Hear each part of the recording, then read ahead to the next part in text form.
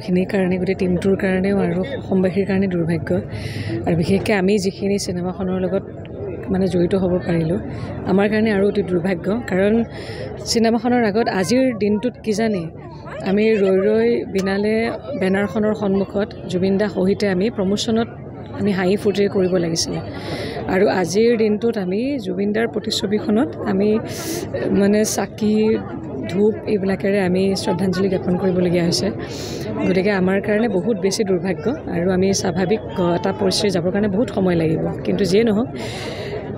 সময়বোৰ যিহেতু আমি পাৰ কৰাবই লাগিব সময় আটাইতকৈ ডাঙৰ শক্তিশালী এটা গতিকে আজি ইয়াতে বেলতলাত জুবিন ফেন ক্লাবে ইয়াতে আয়োজন কৰিছে আৰু 31 তাৰিখে মুক্তি পাব ছবিখন আৰু জুবিনদাৰ সপোন সৃষ্টি সেইখন শেষবাৰৰ কাৰণে প্ৰত্যেকগৰাকী মানুহেই চাবলৈ পাব গতিকে মোক ক'বই নালাগে চবেই চাব প্ৰত্যেকজনেই চাব গতিকে সুকলমে ভালদৰে শান্তিৰে ছবিখন চাওক আৰু জুবিনদাৰ প্ৰতি এইটো আমাৰ শ্ৰদ্ধা জনোৱা হ'ব গতিকে বাছ মোৰ এইখিনিয়ে ক'বলগীয়া জুবিন ফেন ক্লাবৰ উদ্যোগত এইটো অনুষ্ঠিত হৈছে আজি 5000 চাকি তেওঁলোকে জ্বলাইছে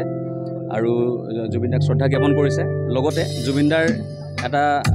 ডাঙৰ সপোন ৰৈ ৰৈ বিনালে সেই সপোনটো বাস্তৱায়িত হ'বলৈ গৈ আছে আৰু দুদিন আছে হাতত গতিকে যদিও প্ৰমোশ্যনৰ প্ৰয়োজন নাই তথাপিও তেওঁক শ্ৰদ্ধাঞ্জলি জ্ঞাপন কৰি ৰৈ ৰৈ বিনালে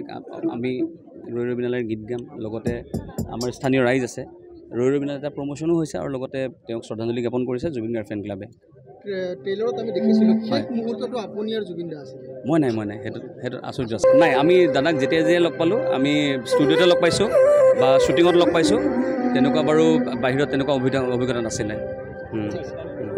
আজি আচলতে দাদাৰ সপোনৰ ছবি ৰৈ ৰৈ বিনালে যিহেতু 31 তাৰিখে ৰিলিজ হৈ আছে তো তাৰে আমি শ্ৰদ্ধাঞ্জলি হিচাপে আজি 5000 চাকিৰে এটা থিম এটা বনাইছোঁ ৰৈ ৰৈ বিনালে আৰু সেই শ্ৰদ্ধাঞ্জলি অনুষ্ঠানটো আমি তেনেকৈ ৰাখিছিলোঁ ৰৈ ৰৈ বিনালে মানে উদ্দেশ্য কৰি গোটেই অনুষ্ঠানটো ৰাখিছোঁ দাদা মেমৰিত যাতে থাকি যায় কাৰণ জীৱিত কালত দাদা এখনেই শেষ ছবি পিছত যদিও বায়'পিক বনিব বা কিবা বনিব সেইটো বেলেগ কথা কিন্তু জীৱিত কালত সেইখনেই শেষ ছবি সেইটো কাৰণে আচলতে আমি আজি এই অনুষ্ঠানটো ৰাখিছোঁ কাৰ্যসূচী আমি অসমৰ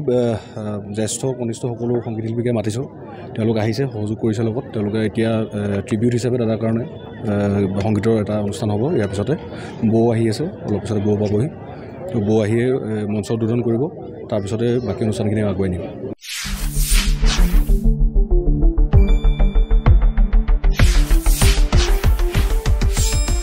শুদ্ধ আৰু বিস্তৃত বাতৰিৰ বাবে চাই থাকক নিউজ ডেস্ক ৰিপোৰ্ট।